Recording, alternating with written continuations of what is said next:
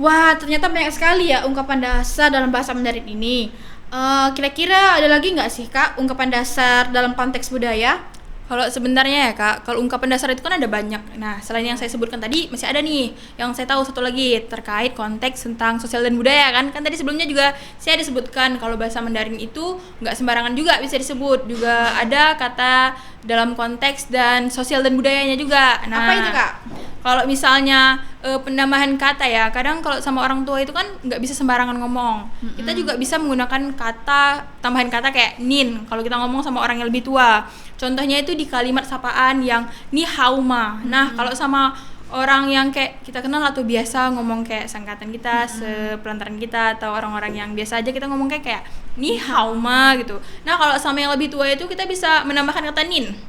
Di mana itu Kak? Di awalnya kayak kalau kita ngomong ni hao ma itu kita bisa jadikan kayak nin hao ma gitu. Oh, nin Ya, hao ma. Jadi ya, di benar awal ya banget. Kak tambah. Iya, terus juga untuk konteks budaya ini kalau ada nih kata yang kalau misalnya kita dipuji supaya kita itu nggak kelihatan kayak sombong atau meninggi gitu. Nah, kita juga bisa menggunakan kata kayak nali-nali gitu. Nali-nali. Iya, penyebutannya kayak lebih kita segan gitu loh Kak, kayak yang Selain nali-nali nih Kak, apa ada lagi nggak sih selain itu? oh ada. Selain kata dari nali-nali ini, kalau misalnya mereka menolak pujian atau menolak gitulah kan Kak, dia yang tuh jarang enggak, menolak. iya, dia tuh enggak langsung menolak gitu. Dia juga ada menggunakan kata frasa yang kayak yang menggunakan kata keneng bu tai feng bian. Kadang kalau misalnya mereka mau menolak gitu juga kan, mereka tuh nggak langsung menggunakan kalimat tolakan kayak nggak mau gitu kan. Mereka juga kadang menggunakan frasa yang kayak keneng butai fang bian. Nah, dan juga kadang atau mereka menggunakan kata yang seperti wo shai kan kan. Nah, kayak gitu. Oh, jadi banyak banget ya Kak.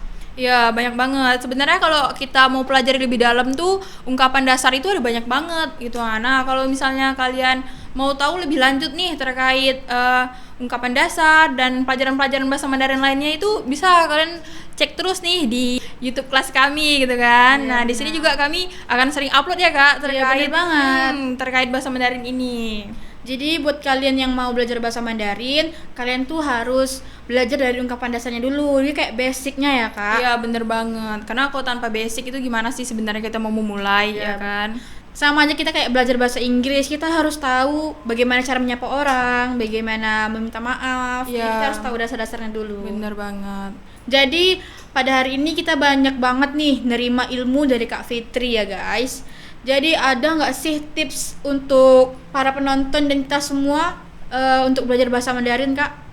Kalau tips dari saya ya untuk belajar bahasa Mandarin nih, terutama di ungkapan dasar, kalian itu bisa melakukan latihan dengan audio dan visual. Nah, apalagi sekarang kan kita udah punya masing-masing punya gadget ya kan. Iya, Nah, ada itu bisa banget tuh. internet. Ya, kalian searching di internet. Terus juga kalian selain itu bisa melakukan ucapan setiap hari.